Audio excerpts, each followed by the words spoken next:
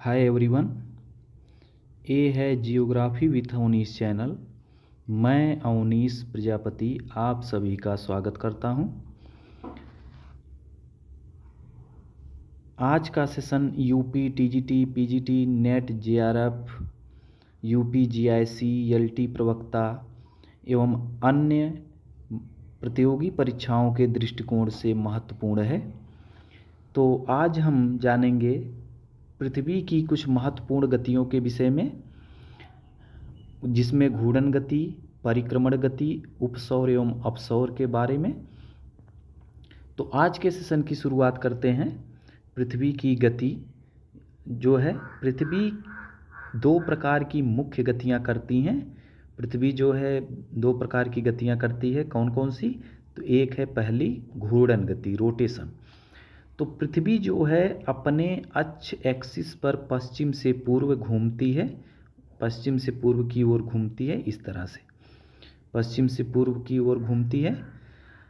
एक चक्कर पूरा करने में पृथ्वी जो है सूर्य के चारों तरफ घूमती है, और पृथ्वी को अपने अक्ष पे जो है एक चक्कर पूरा करने में जो है 23 घंटे 56 मिनट 4 सेकंड का समय लगता है।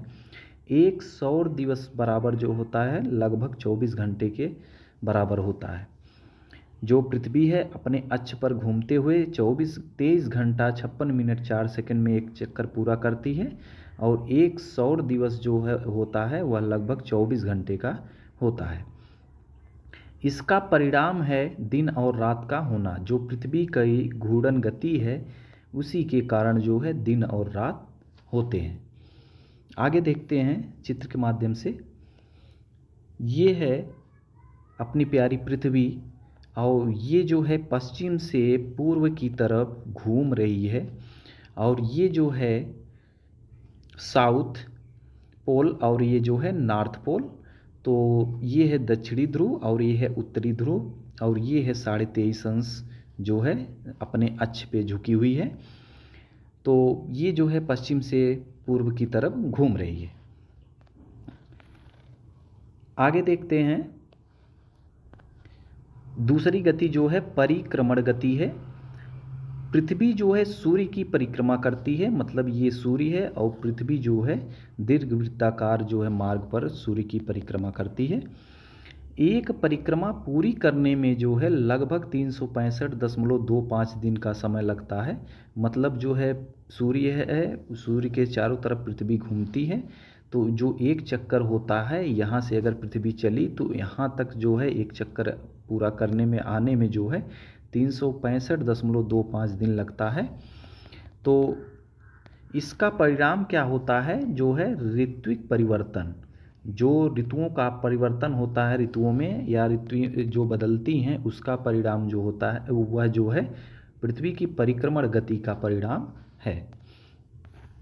अब इसे देखते हैं चित्र के माध्यम से। ये है सूर्य, ये है पृथ्वी, ये जो है घूम रही है पश्चिम से पूर्व दीर्घवृत्ताकार मार्ग पर, और इसमें जो है कुछ महत्वपूर्ण तिथियां हैं, जिसमें एक है 21 जून और एक है जो है 22 दिसंबर, और जो है एक है 21 मार्च और एक है 23 सितंबर। अब इस तिथियों के विषय में कुछ जानते हैं आगे। ये है एक 21 जून और एक है 22 दिसंबर। अब इसके विषय में देखते हैं। 21 जून को जो है उत्तरी गोलार्ध जो है सूर्य की ओर सबसे झुका होता है। मतलब जो है सूर्य की किरणें हैं वह लंबवत जो है कर्क रेखा पर पड़ती हैं। तो जिसके कारण जो है उत्तरी गोलार्ध में सबसे बड़ा या सबसे लंबा दिन होता है। 21 जून को जो है दक्षिणी गोलार्ध में वर्ष का सबसे छोटा दिन होता है। मतलब जो सबसे लंबा दिन होता है उत्तरी गोलार्ध में, और जो है वर्ष का सबसे छोटा दिन होता है। अब जो है 22 दिसंबर एक तिथि है जो है 22 दिसंबर को उत्तरी गोलार्ध जो है सूर्य से दूर की ओर अधिक झुका होता है। मतलब जैसे ये सूर्य है और ये जो है पृथ्वी है, तो ये इस तरफ झुकी होती है, तो ये जो है सूर्य की किरण जो है सीधी मकर रेखा पर पड़ती है और यह जो है दक्षिणी गोलार्ध का सबसे बड़ा दिन होता है। मतलब 22 दिसंबर जो है वह दक्षिणी गोलार्ध पर का जो है सबसे बड़ा दिन होता है और 22 दिसंबर उत्तरी गोलार्ध का सबसे छोटा दिन होता है। जो 22 दिसंबर है वह जो है उत्तरी गोलार्ध का जो है सबसे छोटा दिन होता है। आगे देखते हैं।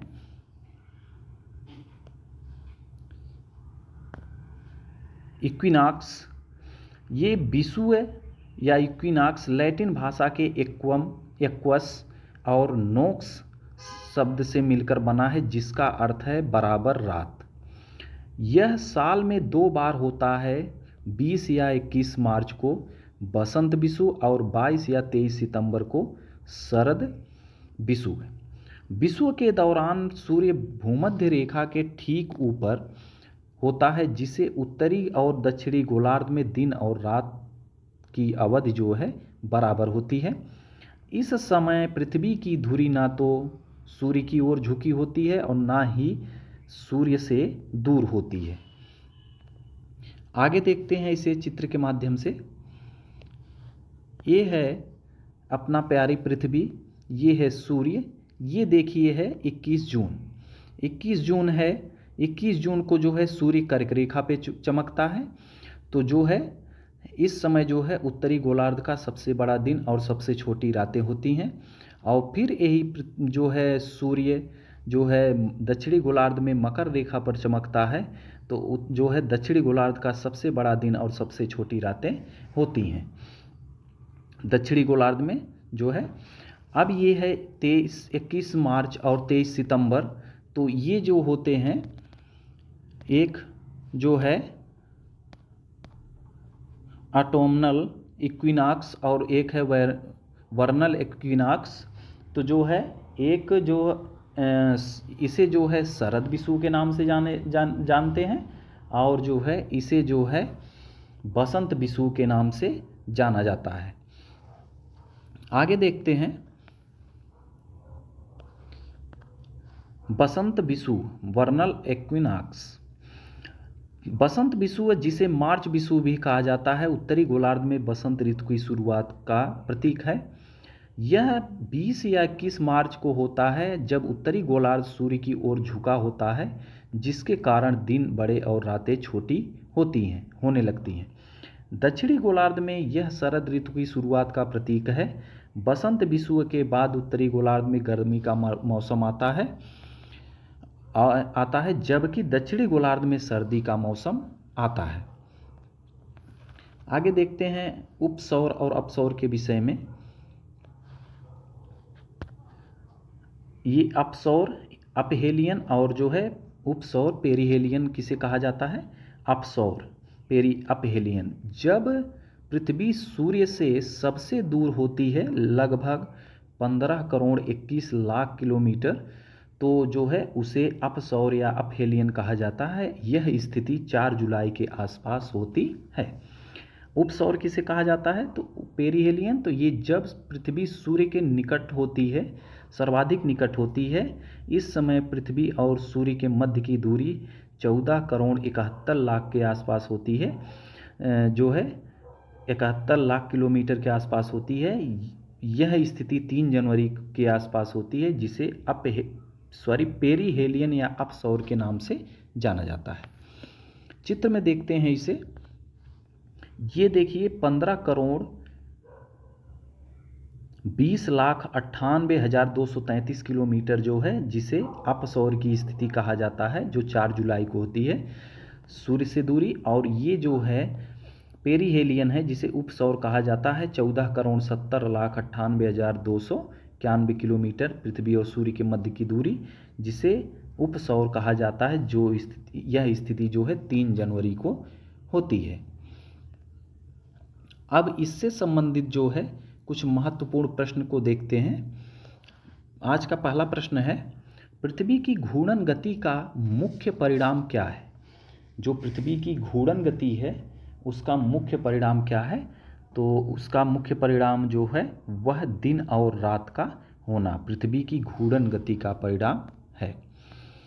आगे देखते हैं दूसरा क्वेश्चन। पृथ्वी एक पूरा घूर्णन रोटेशन कितने समय में पूरा करती है? तो पृथ्वी जो है एक चक्कर अपने जो है अक्ष पे घूमती है, एक चक्कर पूरा करने में जो कितना समय लगता है, तो वह जो है 24 घंटे का समय लगता है। अगला नंबर क्वेश्चन देखते हैं, 3 नंबर क्वेश्चन। पृथ्वी किस दिशा में घूमती है? तो पृथ्वी जो है किस दिशा में घूमती है? तो हमने बताया कि पृथ्वी जो है पश्चिम से पूर्व जो है अपने अक्ष पर घूमती है, इस तरह से पश्चिम से पूर्व। तो ये जो है ऑप्शन नंबर बी होगा सही। 4 नंबर क्वेश्चन देखते हैं। परिक्रमण गति से क्या प्रभाव पड़ता है जो है? तो इसमें जो है परिक्रमण गति के कारण जो है ऋत्विक परिवर्तन होते हैं, ऑप्शन नंबर सी सही होगा। नंबर 5 क्वेश्चन देखते हैं। पृथ्वी सूर्य के चारों ओर किस प्रकार की कक्षा में घूमता है? तो हमने पहले ही बता दिया कि पृथ्वी जो है सूर्य के चारों तरफ चक्कर लगाती है। वह किस मार्ग पर लगाती है? तो वह दीर्घवृत्ताकार मार्ग पर जो है पृथ्वी सूर्य के चारों तरफ घूमती है। अगला नंबर क्वेश्चन है, अपसौर क्या है? अपसौर क्या है? तो हमने बताया कि जब पृथ्वी सूर्य से सर्वाधिक, ये हो गया सूर्य और ये हो गई पृथ्वी, जब सूर्य और पृथ्वी के बीच की दूरी सर्वाधिक होती है, मतलब 15 करोड़ 21 लाख के नियर अबाउट, तब जो है इसे अपसौर कहा जाता है, जब पृथ्वी सूर्य से दूर होती है। अगला नंबर क्वेश्चन देखते हैं। अपसौर की स्थिति कब आती है? तो ये जो है 4 जुलाई को आती है।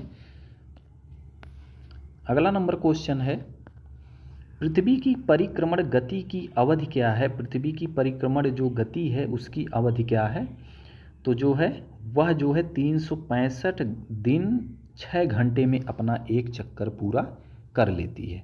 सूर्य का जो है चारों तरफ एक चक्कर पूरा करने में जो है 365.6 दिन जो है लगते हैं। अगला नंबर क्वेश्चन देखते हैं। उपसौर की स्थिति में पृथ्वी और सूर्य के बीच की दूरी लगभग कितनी होती है? तो ये हमने बताया 14 करोड़ 71 लाख के आसपास होती है, तो ऑप्शन नंबर जो है बी है। क्वेश्चन नंबर 10 देखते हैं और आज का अंतिम क्वेश्चन है। ये है, जब पृथ्वी सूर्य के निकटतम होती है उस स्थिति को क्या कहा जाता है? पृथ्वी जो सूर्य के निकटतम स्थिति जो है होती है, तो उस स्थिति को क्या कहा जाता है? जब पृथ्वी 14 करोड़ 71 लाख के आसपास होती है, तो उस स्थिति को जो है किलोमीटर होती है, तो उस स्थिति को उपसौर कहा जाता है। तो यह स्थिति 3 जनवरी को होती है और जो है पृथ्वी और जो है सूर्य के मध्य जो औसत दूरी है वह 14 करोड़ 96 लाख किलोमीटर है। ये था आज का महत्वपूर्ण सेशन। वीडियो अच्छा लगे तो लाइक शेयर एवं कमेंट अवश्य करें। जय हिंद।